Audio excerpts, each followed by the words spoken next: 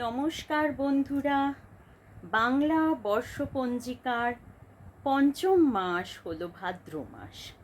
এই মাস বর্ষা ও শরৎ ঋতুর মধ্যে এক অপূর্ব মেলবন্ধন সৃষ্টি করে। আসুন জেনে নিই এই মাসের প্রমুখ পূজা ও উৎসব সম্বন্ধে। মাসব্যাপী পালিত হয় ভাদু উৎসব। রাজা নীলমণি সিংদেওয়ের হারিয়ে যাওয়া কন্যা ভদ্রাবতী বা ভদ্রেশ্বরী স্মৃতির উদ্দেশ্যে পুরুলিয়া, বীরভূম, বাঁকুড়া, রাঁচি, ঝাড়খণ্ড প্রভৃতিতে অনুষ্ঠিত হয় এই উৎসব। পালিত হয় শুক্লপক্ষের তৃতীয়ায় হরিয়ালি ত্রিজ। সধবা রমণীরা পরিবারের মঙ্গলার্থে এবং স্বামীর দীর্ঘায়ু কামনায় পালন করেন এই ব্রতোৎসব। ভাদ্র মাসের প্রধান উৎসব হল শ্রীকৃষ্ণ জন্মাষ্টমী। বাল্যরূপে জগদীশ্বর শ্রীকৃষ্ণের সাজসজ্জা, লীলা বর্ণনা, ভোগ নিবেদনের মাধ্যমে ঘরে ঘরে ও বিভিন্ন মন্দিরে অনুষ্ঠিত হয় জন্মাষ্টমী ব্রত।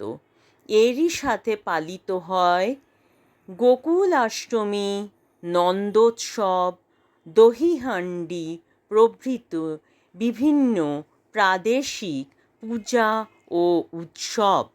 সারা ভারতবর্ষে বিভিন্ন রাজ্যে বিভিন্নভাবে পালিত হয় এই জন্মাষ্টমী, গোকুলাষ্টমী অথবা নন্দোৎসব। ভক্ত সুজনেরা মেতে ওঠেন প্রভুর আরাধনায়। তার বাল্যরূপের নানান রূপ পূজিত হয় এই সময়ে।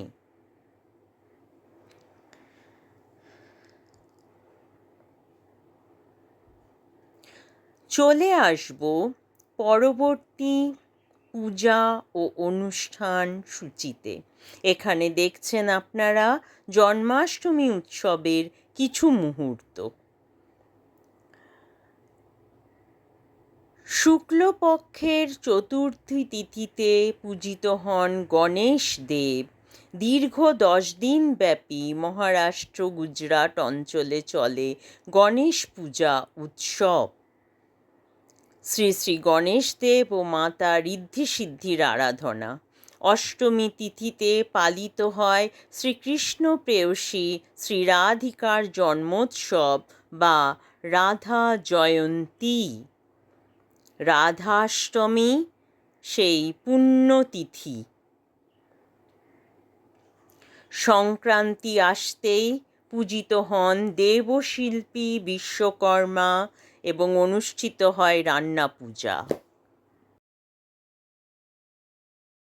শেয়ার করার লোভ আর সামলাতে পারলাম না আসন্ন রান্না পুজো নিয়ে। ভাদ্র সংক্রান্তিতে রান্না পুজোর বৈশিষ্ট্য বিশ্বকর্মা পুজোর সাথে সাথে আরেক শৈল্পিক বৈশিষ্ট্যকে স্বীকৃতি দেওয়া। বাজার হাট, মশলাপাতি নানান রকমের আয়োজন করে পরিবারের সমস্ত মানুষ গৃহিণীর সাথে মেতে ওঠে এই রান্না পুজোয়। সকলকে নিয়ে রান্না পুজো এক সামাজিক, পারিবারিক এবং আমাদের ধর্মীয় এক অনুষ্ঠানের বিশেষ অঙ্গ। সবাইকে জানাচ্ছি রান্না পুজোর শুভকামনা। ভালো থাকুন।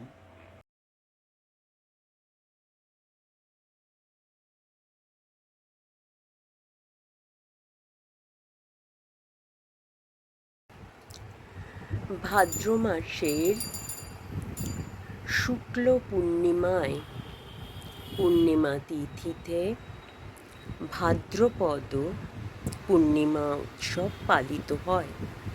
এই দিন একই সঙ্গে উমা মাহেশ্বর ব্রত, সত্যনারায়ণ ব্রত এবং ভাগবত পুরাণ তথা সূর্যচন্দ্রাদির পূজাও হয়ে থাকে।